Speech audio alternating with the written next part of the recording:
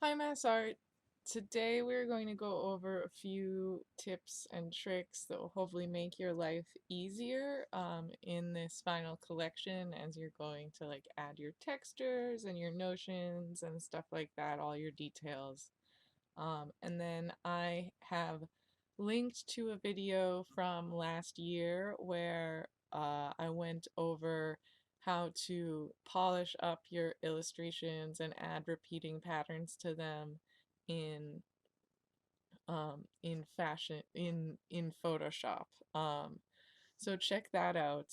I don't want to have to remake the whole lecture. I watched it and I did a good job last year. It's pretty concise. It's not too much of a rambly in-class lecture. So there's a lot of good information there. Um, but first off, I'm going to talk about using gradients to create dimensional notions.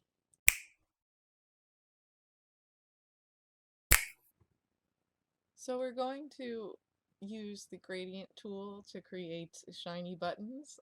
These are So Heidi's zipper pulls, and she is really talented with gradients. So this should be pretty fun to try to emulate these. Many of you have probably experienced the fact that gold is a difficult color or texture to emulate, and I think that gradients really help that way. So we're going to start out with the ellipse tool and draw a circle. And I can hold shift to make it a perfect circle, and I've already been experimenting with gradients, so it already has a gradient in there, but let's get rid of that for now. So let's just make the basic shape of the object first. So I'm actually going to lower the opacity so that we can see through it, and we are going to draw more shapes on top of it.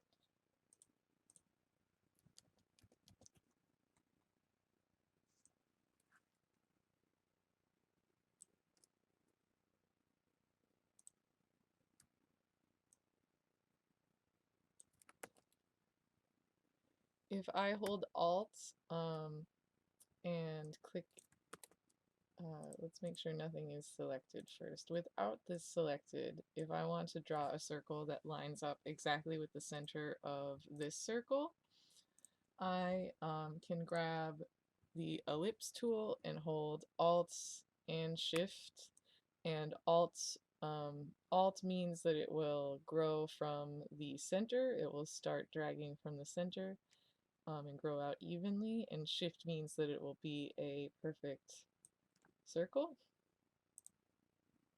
So let's lower the opacity on this as well.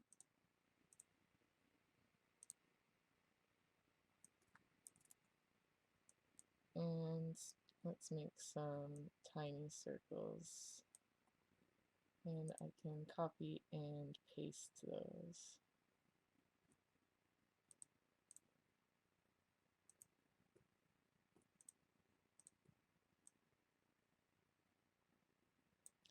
Holding Alt while clicking and dragging gets you an instant copy. Alright, so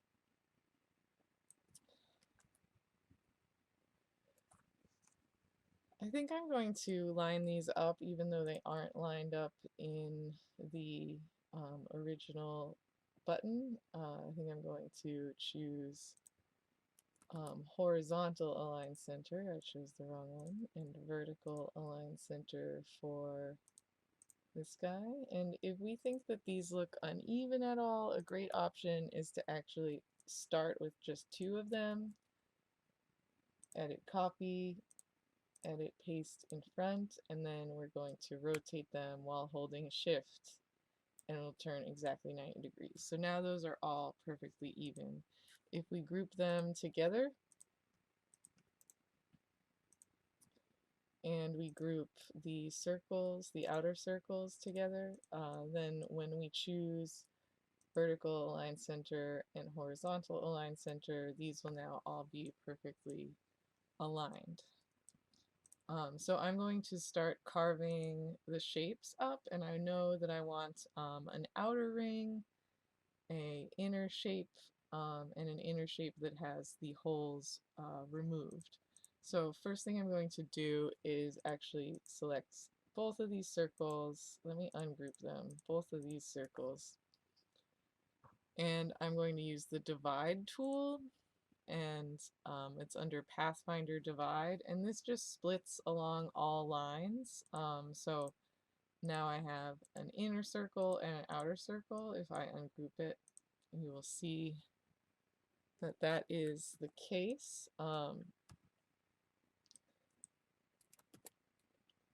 So now I just eliminated an extra circle I had there.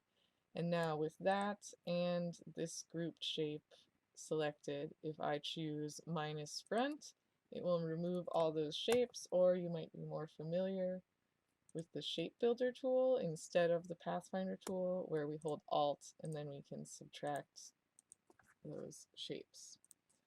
So now we have two different shapes, one with holes and one just a big outer donut. So let's add our gradient tool. So if you double click on the gradient tool, you will see the gradient panel. You have to have something selected for the gradient tool to be active though. So I am going to select this shape, and we are going to make a circle gradient on that shape. So by selecting the circle, I instantly add the gradient selected, and what's great about the gradient tool in Illustrator is that you can adjust the gradient directly on the shape. So and then I can add new colors along here. So first off, we really only care about the outermost edge of this circle, so I've already started moving all of my colors to the outside. And now let's start picking some goldish colors out of the button here. So our highlight in this isn't exactly pure white, it's more of this like really light like buttery yellow. So I need to select that. So I'm going to choose this gradient slider and then choose the color picker and then click on the image, and you can see it added a bit of color. So I'm actually going to pop the darker brown color, so the outside, and we already are getting a lot of depth. I'm actually just deselecting so I can make this fully opaque again. So there we go. That's looking kind of interesting. Back to the gradient tool. We can make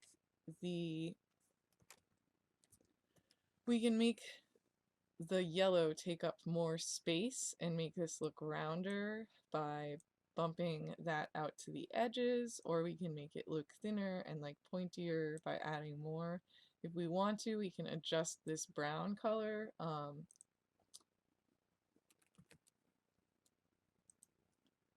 think I need to deselect and only have this selected. There we go. Having the interior selected was messing with it.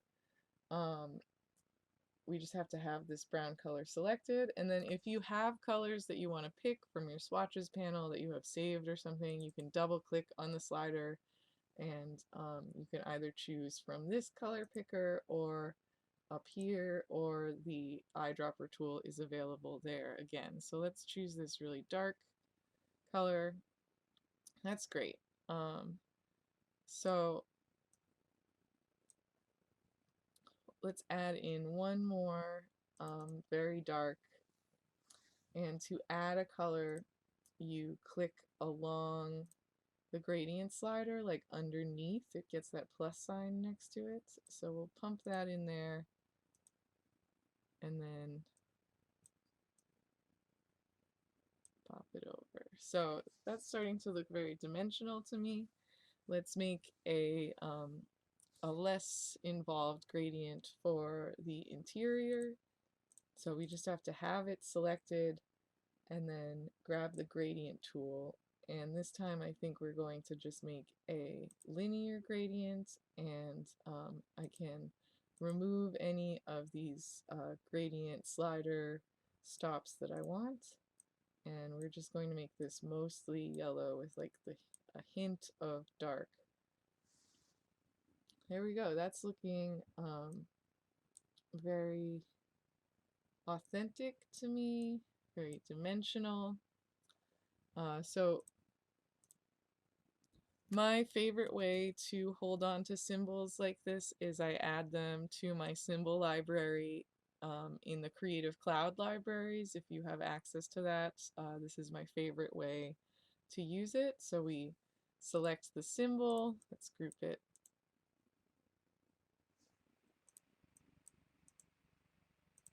It's mad at me.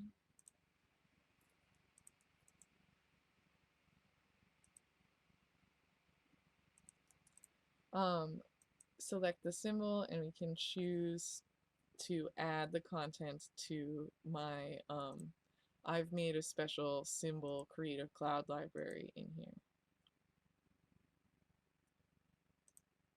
Add graphic. And there it is. So if I needed to use this in any other file, I could easily just grab it from there. There's also the option of using the actual symbol panel. Let's see if it will let us add this.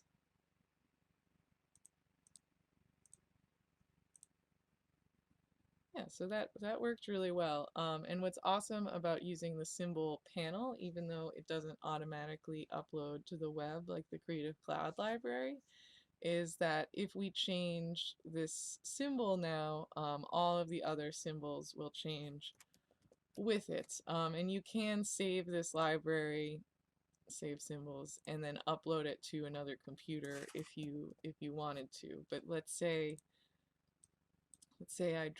I had a few of these buttons in my collection, and then I decided, oh, I really wish that these were, you know, brass instead of bronze. I can double click on, or brass instead of gold, or whatever. I can double click on them, and we can choose to edit the symbol definition, and then any edits I make are going to be applied to every button on the page, including my original one, I believe.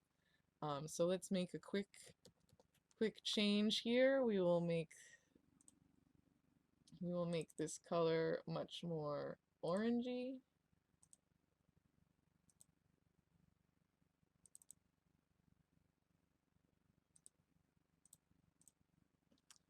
And as soon as we hit escape, all of those buttons are now orangey. Okay, so hopefully that makes sense. This library is much more like your brush panel library, where it doesn't automatically upload, but it does have some other benefits. The symbol library does, like that automatic updating option.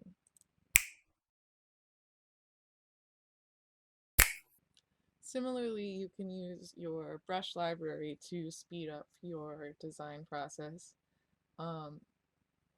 If we wanted to make like a frayed edge or a wrapped edge, we could design a really quick brush instead of doing all of the work of drawing all of the individual fraying moments or like whatever seam we're trying to imitate. So let's say we're going to do a wrapped edge on this garment. You want to draw all of your brushes going perfectly left to right. Let me make a new layer. And it's good to kind of draw them at the scale that they're going to be used on the garment, or it's at least a lot easier than scaling them after. I mean, it's not hard to scale them after, but so let's say we are going to make a quick zigzag stitch, or like a wrapped edge. I'm just going to grab this simple shape, and sometimes stitch libraries can be more complicated than this, but this is a nice simple one. And we can add this into our brush library. We choose new here, and we make a pattern brush. and I want there to be no space in between my repeats, so it looks like one continuous zigzag. So I think that that looks right. It's hard to tell. So let's grab grab a line and do a straight line first just to check. And that looks pretty good. And now let's try it on like the bottom of this pan. So we'll do Control C and then Control F. Now that's exactly in the same spot, and apply this. So a little bit too big, but you can always lower the size. The problem with that is that sometimes like the line thickness will look really off there if you've only used one point line, and then all of a sudden this line thickness is like getting pretty small. So it might be better to like rescale this down and try defining that again as a brush, right? So something more at that size, and you make sure that it is 1 point thick.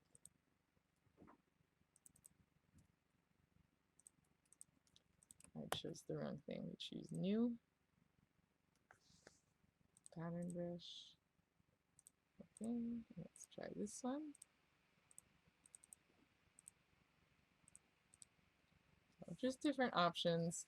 We can also always you can turn these back into their original vectors, which is sometimes handy. So if we go to Object, Expand Appearance, these are now all their original zigzag moments. So if we felt like this is looking okay,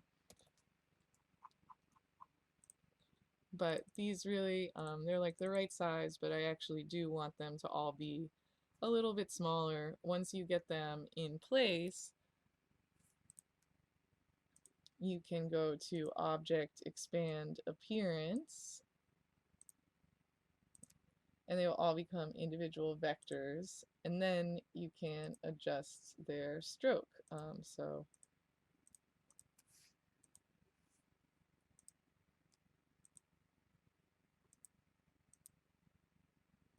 we want to go down to like 0.5. There we go. Maybe even a little less.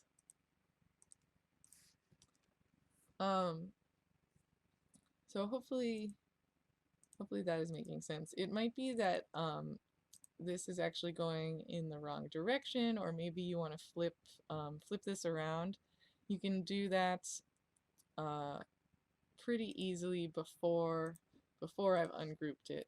So let me step backwards. So this is still a pattern brush, like one of these.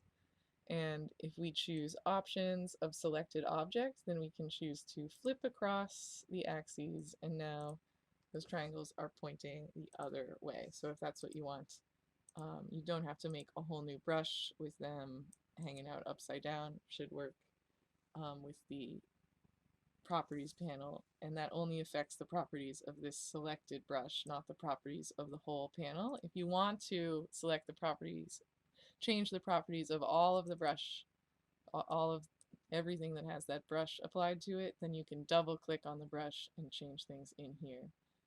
Like if we suddenly decided we wanted to add space in between each of the stitches. So if we wanted to make a frayed edge, we could do something similar where we're just going to draw a few stray lines. I'm just going to draw a horizontal line, and this is just to keep my brush perfectly flat. And then I'm going to grab maybe my pencil tool, and we're going to draw a few squiggles, much like a gather brush that we've made before. And I definitely want to taper these to get that kind of frayed edge effect. So we're going to change it from uniform to tapered, and when we do this, when you do tapered in one direction, you always want to start drawing from like where the thick side is to where the thin side will be, if that makes sense. And I want to align these on their top edge. So vertical align top, and now all of their edges are together. So we can try doing it with just these three, or we could like copy and paste these and adjust them, or I could keep drawing new little shapes. But whenever you feel like you are happy with them, you can select all of them. I don't need this line anymore. Select all of them and choose new brush. And there we have this little texture. And we can always adjust the scale later on, but let's try applying it to the bottom of this skirt flat. Edit copy, edit paste in front, and click. And then you just have to adjust downwards or upwards, and this needs no fill. So if you are thinking, you can always customize your own brushes, but this is looking like maybe not dense enough. So let's try lowering the size, and that's getting closer to what I'm thinking of when like I'm thinking of a frayed edge, that kind of density of unfinished fibers there. Maybe even one more down. So these are always fun to play with, and they can end up saving you a lot of time. We can take kind of a similar brush and make a gather brush. So if we've drawn just a few gathers, and we can taper them thick to thin, or tapered at both edges. And I don't really want any of these straight lines. And we'll add a few in between for good measure. And again, we can line up the top edges, which isn't 100% necessary, but it's a nice option. So now it will line up with the brush really nicely, and we can do tapered from both sides in this case. And then select just the gathers, just these guys, and make a new brush.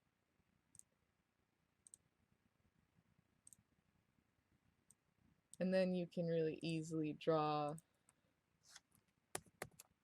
gathers. And again, if this is flipping in the wrong direction, make sure there's no fill. If it's flipping in the wrong direction, you can select pattern brush options and adjust.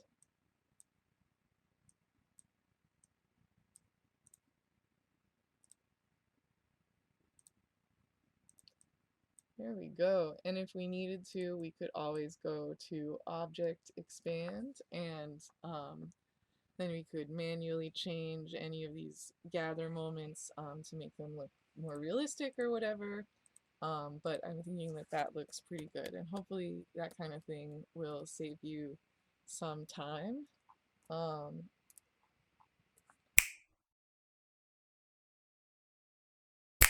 I think a lot of people are tempted to make button brushes, which is an option. We could grab a button symbol and make a brush with it, and then like change the amount of space in between each brush. But what I think is actually easier is to use the blend tool.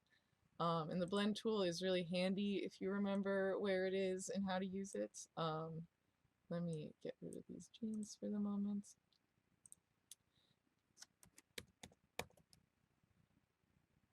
If we put a button at the top and the bottom of where we want it,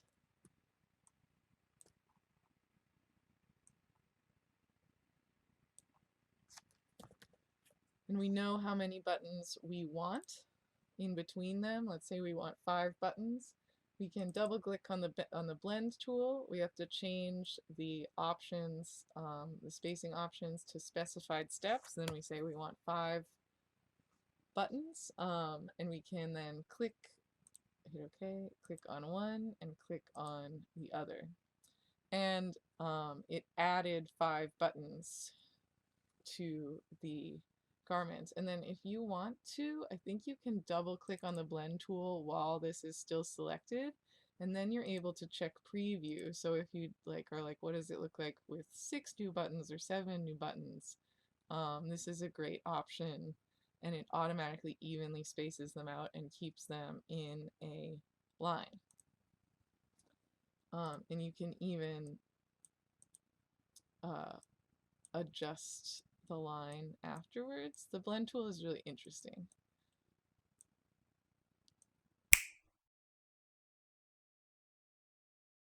So those are like brushes and symbols and kind of notions, and hopefully you're getting better at kind of applying all of those to your silhouettes, which you should have done for your final collection at this point.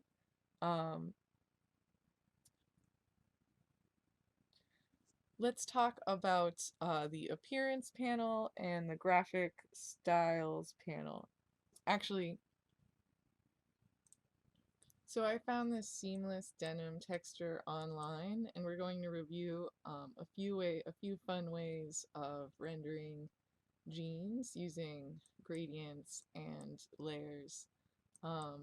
So I would review how to make a seamless texture in Photoshop, but I feel like I'm kind of rushed for time in this lecture, so I found a seamless texture online, but if you need help with making your own, let me know. So we can go to Object, Pattern, Make with this guy selected, and it's automatically added this denim swatch to my swatches, and now I can just hit Done, and I actually don't need this image anymore. I can delete it, and I should just be able to apply the denim texture to this garment.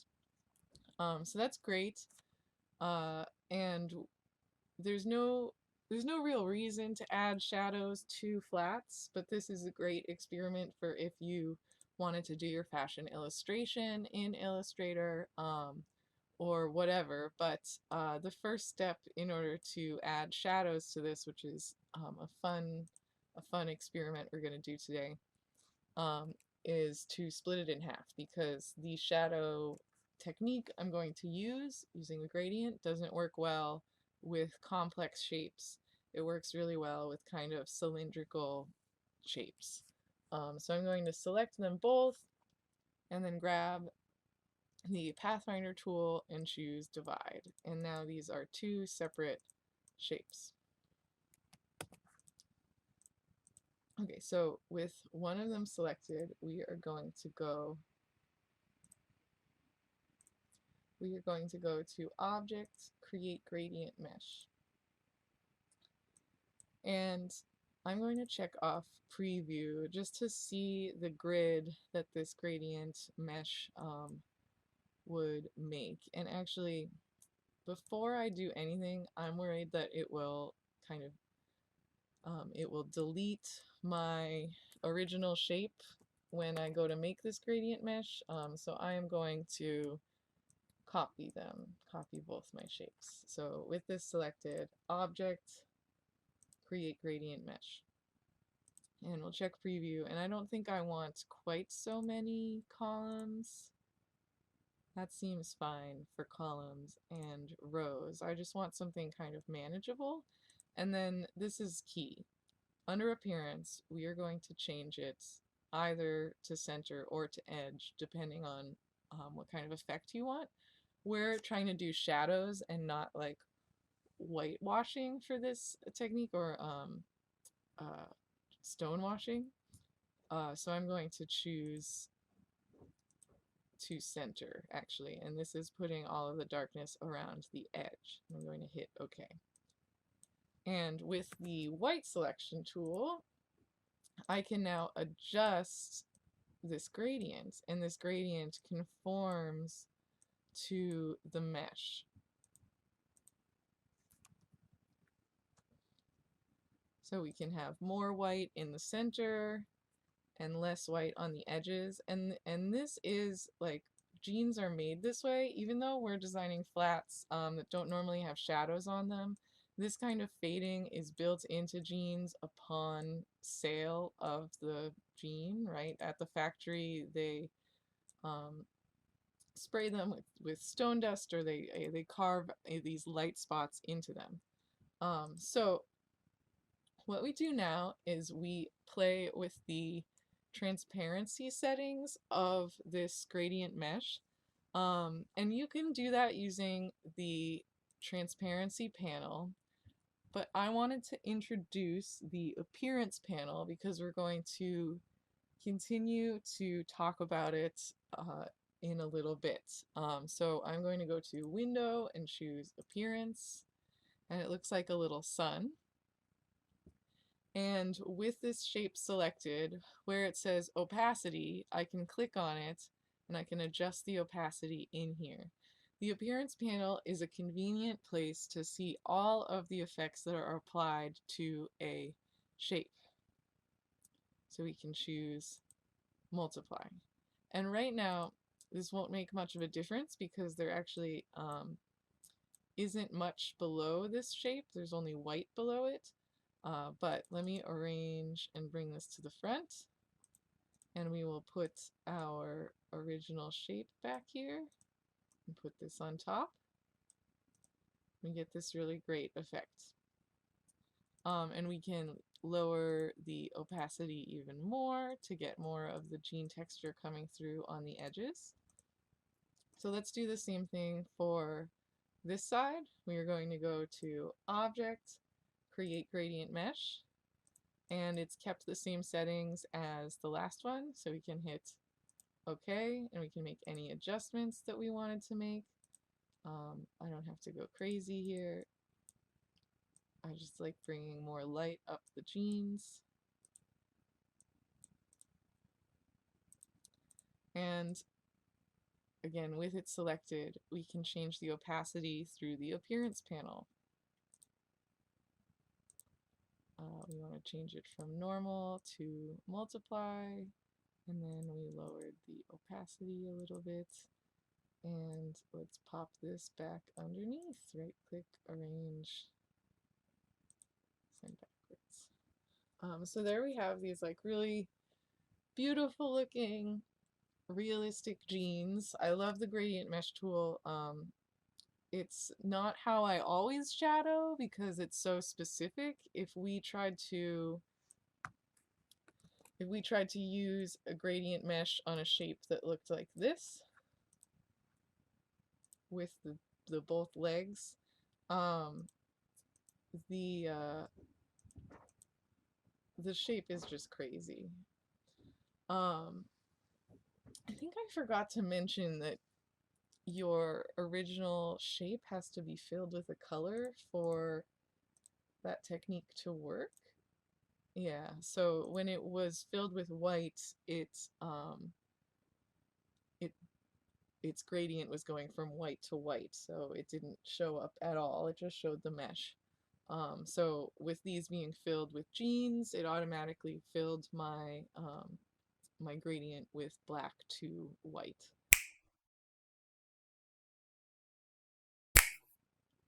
So if you are trying to show color options for jeans, I wanted to expand a little bit more on the appearance panel and how we can use that to show color options for jeans. Something that I've shown you how to do before is we have the jean texture.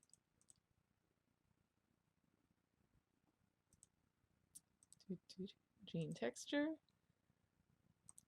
And that'll be one color option, and then we'll have another color option.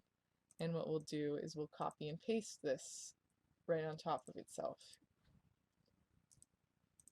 And then we will choose a new color and we would change the transparency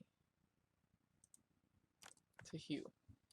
Now, that's fine and it works really well, except that sometimes, it's annoying that you have two shapes here. Maybe you forget to group them and then you're always moving one and not the other. Um, and we can actually do this on the same square with the appearance panel. So I deleted my upper shape and now I just have a gene texture here. In the appearance panel, we can see the fill and the stroke. And the stroke is black and it has 1 point, and the fill is filled with this gene texture, and its opacity is set to default. I can change any of these, click, click, move them around, but you can also add extra fills and strokes to the same shape. So I am going to add a new fill. And now we have a second fill on top, and I'm going to change that to my new colorway color. And then we can tell this fill, only this one, that we want it to be a hue opacity layer. And there we have a new color, and it's all one shape. So we can change fill, and we're automatically just changing that color. So this way we can show the different color options for this pair of jeans, and it's all nice and concise there.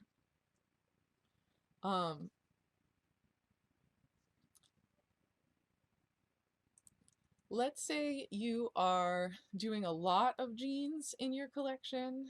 Let's say that you have a shirt that's also jean, and you're just like constantly applying the jean texture and settings to this collection. Or let me grab another shirt. We can use something called graphic styles in order to save this setting. So we know that if we use the eyedropper tool, we can click on a respective shape and kind of copy its settings. And the graphic styles panel is it's kind of like a way to save the settings that you are grabbing with the eyedropper tool. So if I know that I'm going to make a lot of shapes that are filled with this texture and also have a 1-point stroke line around them, like this is saving essentially everything that's in the appearance panel. We can choose the graphic styles panel and choose new graphic style, and there it is. And if we choose our shape now, we can click on this and it instantly gets the same texture. So let's say we can also add that one, and it's immediately saving, oops, all of the information that is in the appearance panel and making it accessible in this kind of instantaneous way for you to apply to different garments as you go, right? So if we decided that this was going to have a really thick stroke around it, we could save that. And then when we choose this and apply it, it would also have that really thick stroke. So it's saving all of the appearance information. And this is really helpful in collections when you're designing so many garments, and a lot of them might have similar textures. You can just, make one swatch that's exactly the right color and settings and save it in your graphic style, and then apply that to all of the garments. Hopefully these tips and tricks allow you to get through your projects a little bit quicker. And let me know if you have any questions. Next week we're going to talk a lot about layout. So if you could ask me questions ahead of time about layouts, that would be awesome, and I could really tailor the lecture to your questions. Hopefully the assignment is making sense to you and you're feeling good about it. A lot of you have been posting really good stuff on the discussion board. So thank you for that. And I'm excited to see your collections.